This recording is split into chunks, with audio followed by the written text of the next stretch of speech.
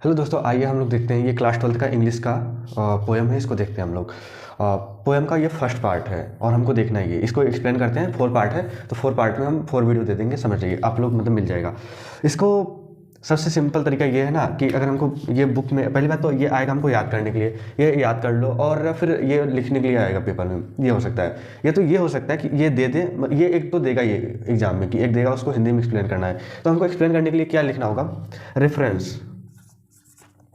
ठीक, रेफरेंस करने के लिए ना हमको फिर बताना होगा कि these line are taken taken from poem. This poem is my mother is 66 फिर यहाँ पे लिखने के बाद फिर लिखना होगा कि रिटन बाई कमला दास। बस इतना ही लिखना होगा, इसके अलावा कुछ नहीं। आपको कहीं से मिल जाएगा ये, ठीक है। ये छोड़ देते हैं हम लोग। फिर आते हैं ना कॉन्टेक्स्ट पे। ये होता क्या है कॉन्टेक्स्ट? तो इसको ना मतलब जैसे ये जो पोएम है इसको अच्छे से मतलब बताने के लिए थोड़ा बहुत हमको बताना पड़ता है। जैसे कि अगर हम अपने बेटे की शादी करना चाहते हैं तो फिर कोई बताता है गांव में या कहीं सिटी में, कोई बताता है ना कि इनके यहाँ जाइए और यहाँ पे इनकी बेटी मतलब है एक। तो हमको क्या हो रहा है, जो बता रहा है हमको वो कॉन्टेक्स्ट हो रहा है कि उनकी बेटी है। बेटी क्या है? बेटी पोएम है, क्योंकि उसको ही एक्सप्लेन करना है हमको। तो ये ना इसको मान लेते हैं हम बेटी। ठीक, हम इसको बेटी मान लिए। अब इसका जो बता रहा है वो कॉन्टेक्स्ट है, मतलब थोड़ा बहुत बताएगा, उसके बारे में ज़्यादा आइडिया नहीं है क्योंकि वो अच्छे से बता नहीं सकता है, उसको ज़्यादा आइडिया ही नहीं है ना। बस ये है कि हाँ उनकी बेटी अच्छी है और मैंने कई बार देखा है और आप अगर जाइए, इंटरेस्ट हो तो शादी कर लीजिए, ये बता देगा। तो वैसे ना कॉन्टेक्स्ट में हमको इसको बताना होगा। इसमें उनको कॉन्टेक्स्ट में है क्या, उन्होंने बोला कि जो ये राइटर हैं या कवित्री बोल रही हैं कि इनका कहना है कि मैं अपने घर से हवाई अड्डे की तरफ जा रही थी और फिर मेरी माँ मेरी कार में बैठी हुई थी। मैंने देखा कि मेरी माँ का चेहरा जो है ना वो वृद्धावस्था के कारण पीला पड़ रहा है। तो उन्होंने देखा कि यार पीला पड़ रहा है, लेकिन यार उस पगली को ये नहीं मालूम था, उस बेवकूफ़ लड़की को, यार वृद्धा होने के बाद तो चेहरा उनके चेहरे में झुर्रियाँ पड़ना ही पड़ना है, लेकिन अब नहीं मालूम था, चलो लिख दी। और यहाँ पे भाई साहब रोज़ बुढ़े हो रहे हैं, कोई फ़र्क नहीं पड़ रहा है, बहुत इंसान बुढ़े हो रहे हैं। फिर उन्होंने लिख दिया कि मेरी माँ का चेहरा मैंने देखा और उनका चेहरा वृद्धावस्था के कारण उनके चेहरे की सारी चमक जा रही है। और फिर अच्छा ठीक है, चमक जा रही है तो उनको ये काम करना चाहिए था ना, पुट्टी मरवा देना चाहिए था, या मेकअप का सामान आ चुका है किट, तो मेकअप करवा देना चाहिए था, फिर जवान दिखती।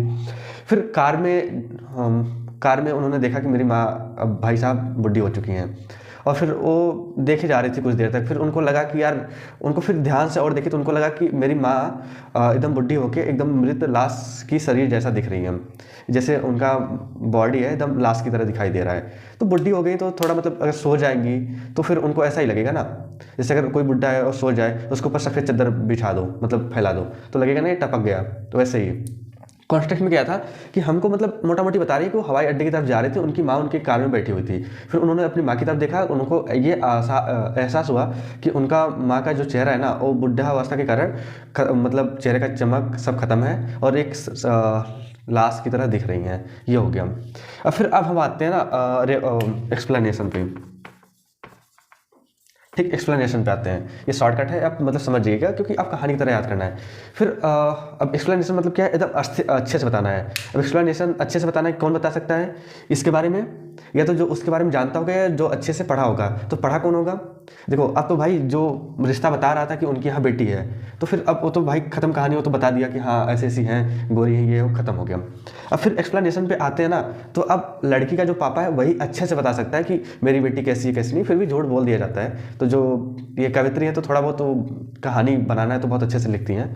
तो फिर इनका मतलब कहना यह था कि अब कवित्री बोली है कि मैं अपने घर से जा रही थी अपने मतलब कोचीन एक हवाई अड्डा है, वहाँ से वो घर पे जा रही थी, अपने मम्मी पापा के घर पे जा रही थी उनसे मिलने शुक्रवार के दिन और सुबह।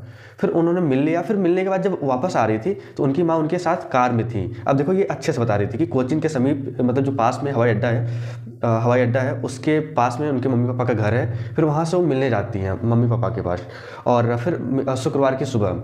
और इसके पहले क्या था, बस ये था कि मिलने जाती हैं, फिर कार में आ रही होती हैं तो उनको ये पता चलता है, देखती हैं अपने मम्मी पापा का चेहरा और बुढ़ा जैसा लगता है, लाश मतलब छोटा मतलब मोटा मोटी बता दिया गया। अब यहाँ पे आता है कि अब वो अपने मम्मी पापा के पास गई तो जेनविन, अब तो भाई सब लड़कियाँ फैशन हो गई तो फिर हवा में उड़ती हैं, लड़की नहीं लड़के भी उड़ते हैं।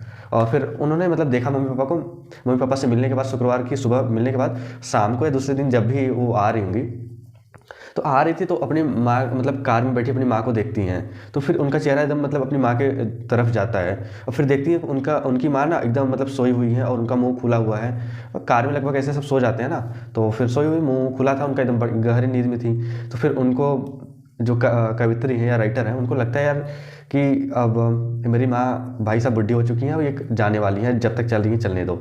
फिर मैं ऐसे ही बता रहा हूँ, चल नहीं चल मतलब उन्होंने देखा कि अब मेरी माँ बुढ़ी हो चुकी है, उनका मुंह खुला हुआ है और उनका चेहरा ना एक लाश के शरीर का जैसा पीला पड़ रहा है। और फिर उनको एकदम मतलब ये एहसास होता है कि जो मैं इनसे अलग हो रही हूँ, तो मेरी माँ के चेहरे पे एकदम अच्छे से झलक पड़ रहा है, दिखाई दे रहा है कि मैं अलग हो रही हूँ। क्योंकि कोई भी बेटी या बेटा अपनी माँ से दूर जाता है तो फिर कुछ दिन तक कष्ट होता है, तो फिर उनको कष्ट उनके फेस पे दिखाई दे रहा था। उन्होंने देखा और फिर बहुत ध्यान से देख रही थी, फिर अपना मतलब चेहरा हटाने के लिए, मतलब अपना ध्यान मम्मी से हटाने के लिए वो पास में मतलब जो रोड है, रोड पे पेड़ पौधे और बच्चे बच्चे को देखती हैं, फिर अपना ध्यान हटाती हैं। ये पोयम यहीं तक था, लेकिन ध्यान हटाने वाला और ये जो बात है ये पीछे है, मतलब नेक्स्ट पार्ट में है, तो उसको हम बताते हैं। ठीक है, अब मिलते हैं नेक्स्ट वीडियो में। ये वीडियो कैसा लगा?